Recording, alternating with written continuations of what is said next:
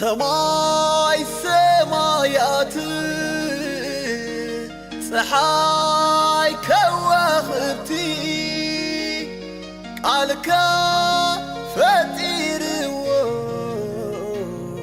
ክሳብ ሕጂ እውን ኣሎ ኣጽኒዕዎ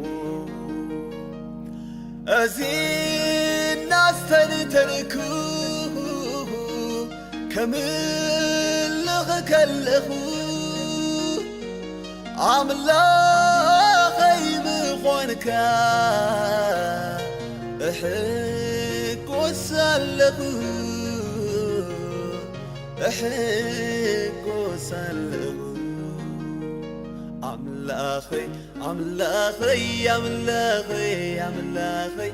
ንጉሰይ ንጉሰይ ንጉሰይ ንጉሰይ ኤልሻዳይ ኤልሻዳይ ኤልሻዳይ ኤልሻዳይ አዶናይ አዶናይ አዶናይ አዶናይ